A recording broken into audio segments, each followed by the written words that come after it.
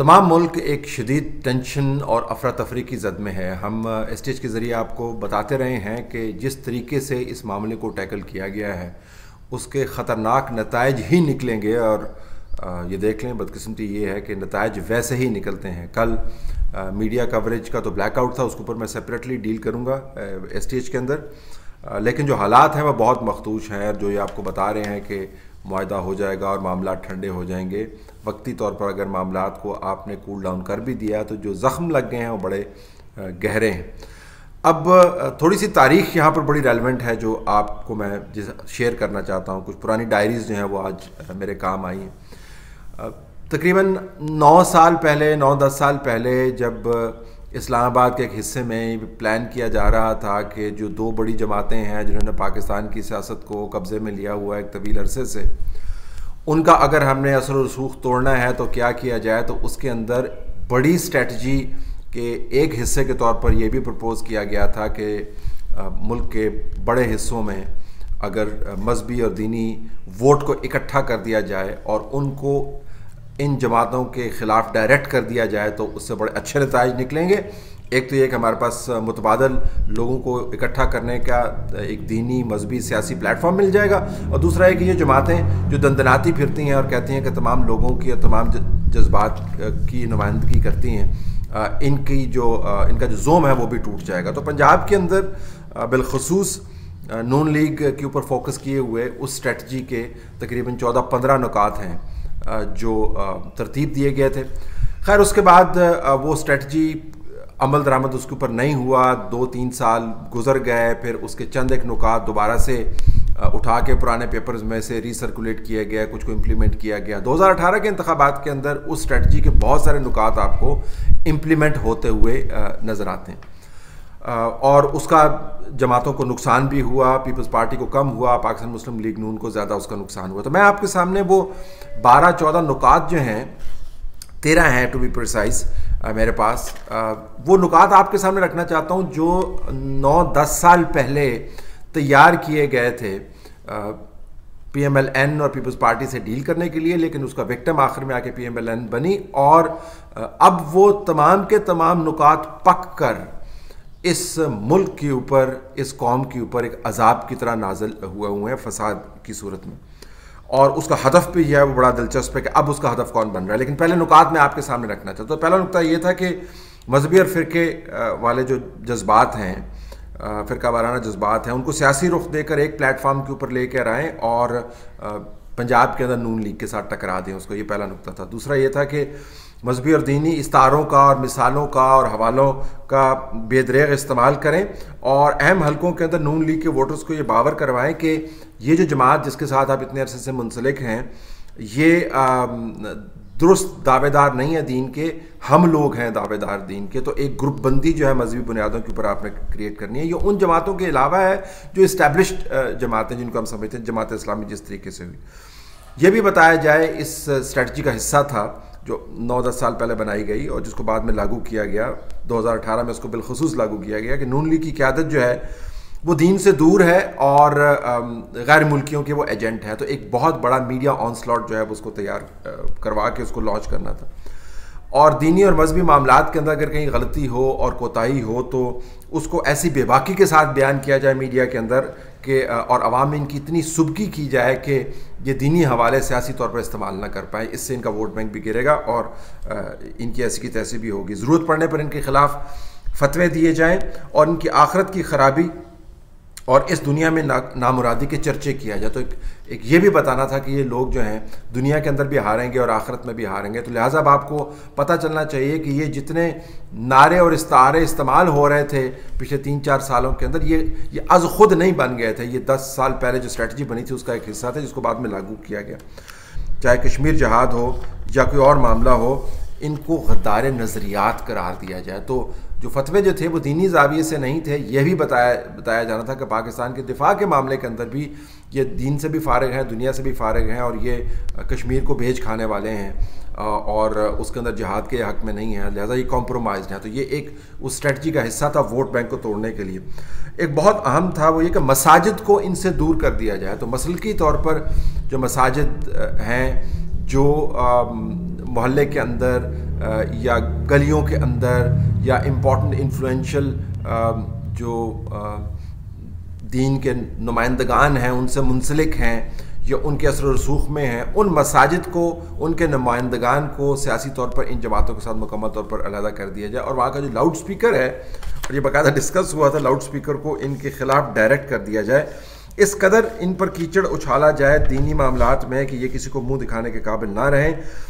साथ ये भी बताया गया कि इनको जत्थाबंदी के ज़रिए ये पैगाम दिया जाए कि अगर आपने बहुत ज़्यादा नई ग्रुप बंदी और ग्रोह बंदी के ख़िलाफ़ अगर आपने सियासी तौर पर कोई महाज बनाने की कोशिश की तो आपकी टांगें तोड़ देंगे। लफ्ज़ इस्तेमाल हुआ, टांगें तोड़ देंगे, उल्टा लटका देंगे, टांगें तोड़ देंगे। इसके अलावा एक नुक्ता यह भी था कि इनके तहत चलने वाले रियासती निज़ाम और हुकूमती मामलात को इस हद तक नाकारा और कमज़ोर कर दिया जाए कि इनके पाकिस्तान चलाने के दावे जो हैं खोखले साबित हो। तो आपने देखा कि जो धरने दिए गए फैज़ाबाद से जिनका आगाज़ हुआ और फिर डी चौक उससे पहले आपके सामने था, वो बाकायदा स्ट्रेटजी पर मबनी था कि ये साबित करना था कि ये जमातें जो हैं मुकम्मल तौर पर नाकारा हो चुकी हैं और ये पाकिस्तान को चलाने के काबिल नहीं हैं। इनको सरेआम गालियाँ पढ़वाई जाएँ और हसास मामलात, हसास दीनी मामलात पर बाकायदा मामलात का नाम लिया हुआ, मैं उसमें जाना नहीं चाहता, ऐसे इल्ज़ामात लगाए जाएँ कि इनकी आइंदा नस्लें भी इन इल्ज़ामात से ना बच पाएँ। तो बताया गया कि सियासी तौर पर अगर आप इनकी कंस्टिट्यूंसी को हिट नहीं कर सकते तो मजहबी और दीनी तौर पर इनकी कंस्टिट्यूंसी को हिट करें ताकि ये नस्ल दर नस्ल जो ताकत ट्रांसफ़र हो रही है वो मामला जो है वो ख़त्म हो जाए। इनको दीन से दूर और मजहबी तालीमात से मुकम्मल तौर पर दूर साबित करके इनकी सियासत को तहस नहस कर दिया जाए। और आखिरी नुक्ता बड़ा दिलचस्प है, इनके सियासी साथियों को, यानी मुकामी जो धड़े होते हैं ना, जो जिनके ज़रिए आप अपना वोट बैंक बनाते हैं कि एक यूसी में से आपने ये बंदे उठा लिए, फैमिली की बुनियादों के ऊपर होता है, ट्राइब की बुनियादों पर होता है, बिरादरी की बुनियादों पर होता है कि वहाँ से आपने जाट वोट उठाना है, वहाँ से आपने अराई वोट उठाना है, वहाँ से आपने जो है वो राजपूत वोट उठाना है, वहाँ पे सईदों का वोट उठाना है। तो ये हलकों के अंदर जो धड़े हैं उनको ये बावर करवाया जाए कि अगर वो इन जमातों के साथ खड़े रहे तो वो भी उन फतवों की जद में आएंगे जो इन जमातों की क़यादत के ख़िलाफ़ दिए जाएँ। लिहाजा वो जो साथी हैं इनके मुकामी तौर पर वो भाग कर दूसरी जमातों के अंदर पनाह लें। ये 13 या 14 नुकात हैं, मैंने उनकी मुकम्मल तफसील आपको नहीं दी, उसमें बहुत सारे और इश्यूज़ हैं जो इस वक्त मुनासिब नहीं है रेज़ करना। तो ये बाकायदा इसको बाकायदा लागू किया गया। अब 2018 के अंदर ये हुआ भी, मसाजिद से फतवे जारी किए गए, लोगों के ख़िलाफ़ बाकायदा कैंपेन्स चलाई गई। और आपको याद होगा ये जो दीनी मामलात के ऊपर पब्लिकली बेइज्जती करने का या सुबकी करने का जो मामला था, उसने क्या क्या शक्लें इख्तियार की। आपको ये शख्स याद होगा, इसने नवाज शरीफ के ऊपर जूता फेंका, वो वीडियो भी अभी तक मौजूद है एक फंक्शन के अंदर। और इसके बाद इसको इस सियासी मुखालिफिन ने उस वक्त नून लीग के इसको बाकायदा सपोर्ट किया और कहा जी कि देखें कितना ज़बरदस्त आदमी है, और इसकी बड़ी मीडिया के अंदर तशहीर हुई। फिर आपको एहसन इकबाल के ऊपर होने वाला हमला भी याद है, और उस बंदे का जो स्टेटमेंट था कन्फेशनल, वो अभी तक पड़ा हुआ है सोशल मीडिया के ऊपर, आप उसको देख सकते हैं। एहसन इकबाल चंदा का आपको मैंने हिस्से सुनाए। तो ये सियासतदानों के मुंह के ऊपर कालक फेंकना, अपने मुखालिफिन दीनी मामलात के ऊपर जूते उनके ऊपर फेंकवाना, उनको गाली दिलवाना, फतवे दिलवाना, ये बाकायदा एक पॉलिटिकल स्ट्रेटजी का हिस्सा था। अच्छा, अब ऐसा एक मकाफात अमल हुआ है कि ये तमाम के तमाम नुकात जो हैं पक कर एक उबलते हुए तेल की कैफियत इख्तियार कर गए, और वो तेल सारे का सारा जो है वो गिर रहा है मौजूदा हुक्मरानों के ऊपर। अगर आपको आज देखना हो कि मजहबी और फ़िरके वाले जज्बात को जो प्लेटफॉर्म पर लाया गया तो उनका गुस्सा जो है वो किसकी तरफ है, तो वो नून लीग की तरफ नहीं है या पीपल्स पार्टी की तरफ नहीं है, वो मौजूदा जमात पाकिस्तान तहरीक इंसाफ की तरफ है।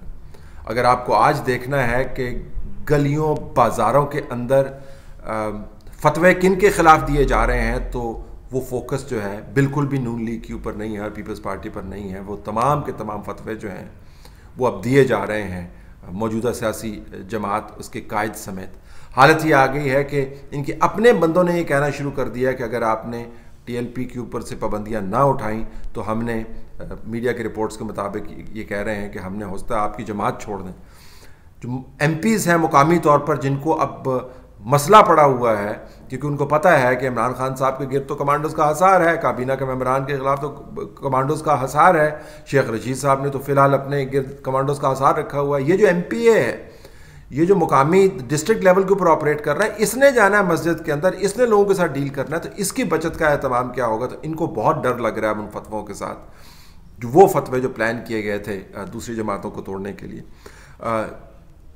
दीन से दूरी, कश्मीर से गद्दारी, ये तमाम के तमाम नारे जो हैं, जो थोक के हिसाब से अज खुद लगाए जा रहे हैं, किन के खिलाफ लगाए जा रहे हैं, वो कौन लोग हैं मौजूदा तनाज़र के अंदर जो इस वक्त दीन से दूर ठहराए जा रहे हैं, जिनके ऊपर इल्ज़ामात लग रहे हैं, जिनकी नस्लों के बारे में एक बाकायदा कैंपेन चली हुई है, वो तमाम का तमाम अलाव जो भड़काया गया था, वो तमाम का तमाम तेल जो गर्म किया गया था, वो तमाम की तमाम खंदकें जो खोदी गई थी अपने सियासी दुश्मनों को गिराने के लिए, वो तमाम का तमाम जो स्ट्रेटजी है वो अब इस वक्त मौजूदा सियासी जमात के गले में पड़ी हुई है। ये वो मकाफात अमल है जो हमारा ख्याल था कि हम शायद वक्त लगे इसको देखने में, लेकिन जितनी तेज़ी के साथ ये रेट्रीब्यूशन आई है, जितनी तेज़ी के साथ हालात ने पलटा खाया है, वो एक हैरान कुन तजर्बा है सहाफ़ियाना तौर पर अगर आप उसको देखें।